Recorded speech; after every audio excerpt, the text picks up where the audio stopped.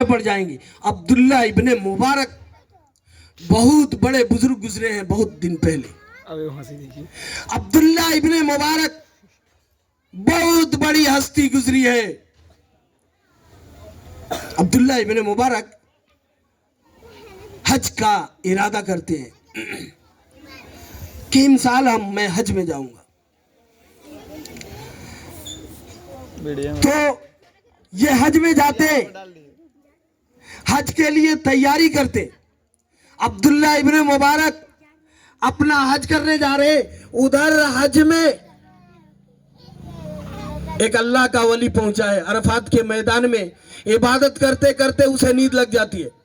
एक और से सुनिए, इबादत करते करते अल्लाह के वली को वहां नींद लग जाती है अरफात के मैदान में।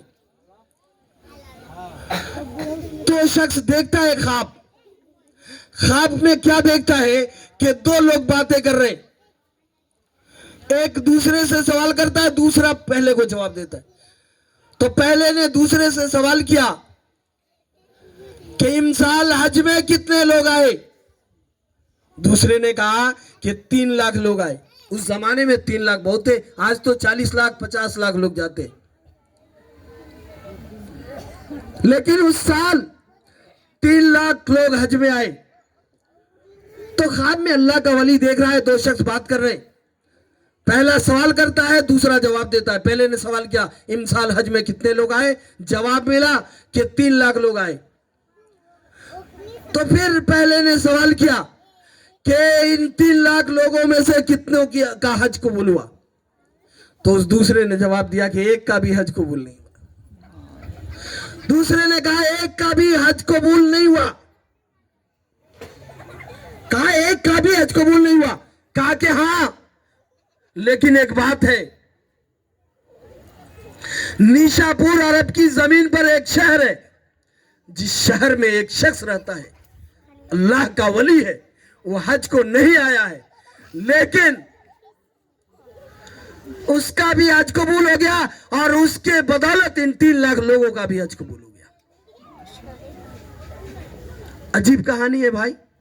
वो आदमी हज को भी नहीं गया और उसका भी हज कबूल, और उसके बदौलत उसके वसीले में उन 3 लाख हाजियों का भी हज कबूल हो गया। तो इस शख्स ने कहा कि आखिर वो शख्स कहां है, वो शख्स कहां है। तो उसने कहा कि वो शख्स निशापुर में रहता है। बस इनकी आंख खुली, अल्लाह वाले की आंख खुली, हड़बड़ा के उठे और हज के अरकान जब मुकम्मल हुए तो चल दिया अब्दुल्ला इब्ने मुबारक की तलाश में। निशापुर जाना था घर, लेकिन वो अब्दुल्ला इब्ने मुबारक की तलाश में निशापुर निकल जाता। वो शख्स पैदल पहुंचते पहुंचते पहुंचा और उस शहर में जाकर, निशापुर शहर में जाकर उसने तलाश की। अब्दुल्ला इब्ने मुबारक बहुत बड़े आलिम और बहुत बड़े बुजुर्ग थे, हर आदमी जानता था, बच्चा बच्चा जानता। निशापुर में जब पहुंचे तो अब्दुल्ला इब्ने मुबारक के घर पहुंचे, किसी ने पहुंचा दिया।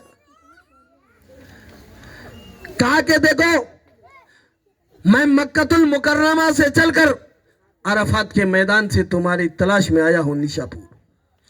मुझे एक बात जाननी है कि आप हज को गए नहीं, आपका हज कबूल हो गया और आपके वसीले में 3 लाख लोगों का भी हज कबूल हुआ। आखिर ये आपका कौन सा अमल है। तो अब्दुल्ला इब्ने मुबारक ने कहा कि देखो, ये बात तो बताने की नहीं है, लेकिन जब तुम इतने दूर से चलकर आए हो तो मैं तुम्हें बताऊंगा, लेकिन तुम पहले ये बताओ तुम्हें ये बात मालूम कैसे चली।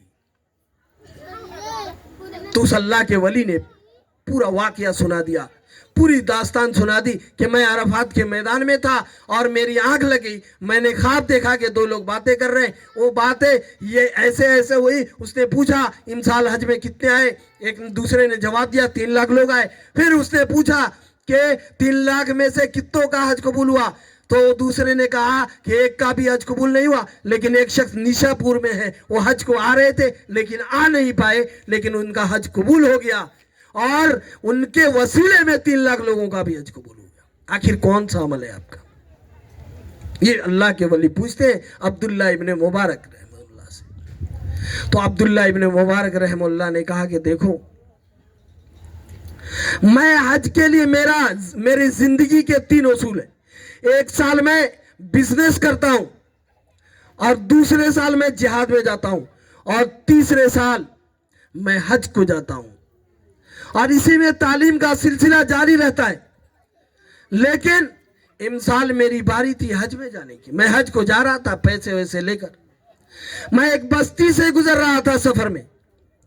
تو میں نے دیکھا کہ اس بستی کے باہر کوڑا جہاں پھینکا جاتا ہے، بستی والے جہاں کوڑا ڈالتے ہیں، اس کوڑے سے ایک لڑکی نے کچھ اٹھایا اور اپنے دوپٹے میں چھپایا اور پھر واپس جانے لگی. اتنے میں وہاں پہنچ گیا.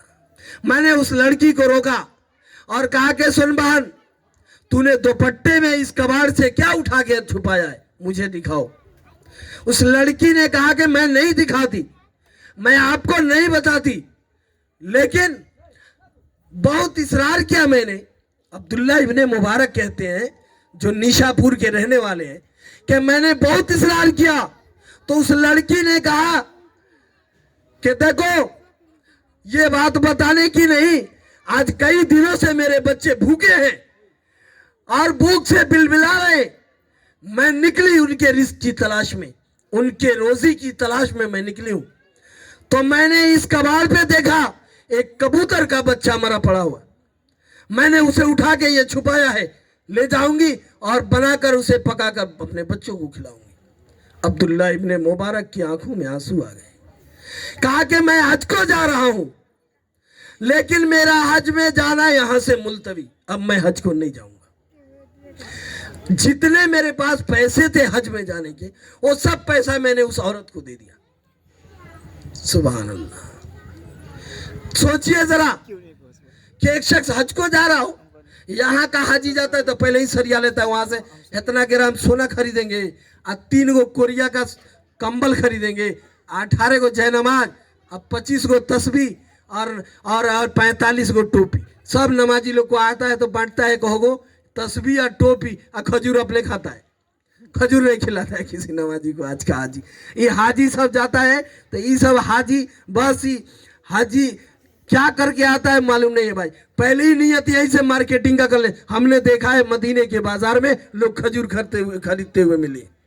کھجور کی مارکیٹ ہے مسجد نبی کے بغل میں. ہم نے اپنی آنکھوں سے دیکھا، کسی کی کئی بات نہیں کرتا. اکثر حاجیوں کو ہم نے دیکھا کمبل خریدتے ہوئے. اکثر حاجیوں کو ہم نے مدینہ کے بازار میں دیکھا مارکیٹنگ کرتے ہوئے.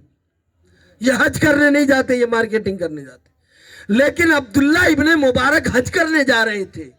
حج کا ارادہ ملتوی کیا اور اس بہن کو جس کے گھر میں کھانا نہیں تھا، اپنے حج کے راستے کا جو خرچ تھا وہ سب دے دیا.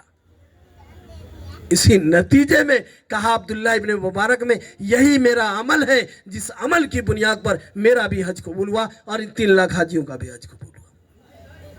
میرے بزرگوں، آج کوئی کرتا ہے کیا؟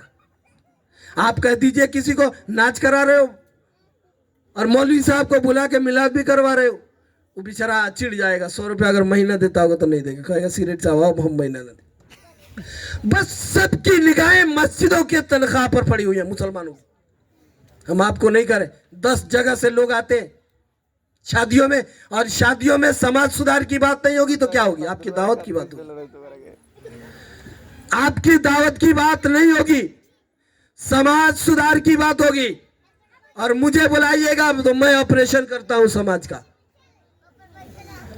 ایسا آپریشن کہ آپ جا کر جہاں سنائیں گے دنیا دانت سے انگلی کاٹے گی اور کہے گی کہ دوسرا مولوی صرف نماز پر تقریر کرتا. جمعہ میں جاؤ نماز پر، میلاد میں جاؤ نماز میں، جلسہ میں جاؤ نماز پر. ایک ہی چیز ملا، بس نماز. اس کے علاوہ مولویوں کو کچھ نہیں آتا ہے. نہ سماج، نہ امانت، نہ دیانت، نہ اخلاق، نہ کردار.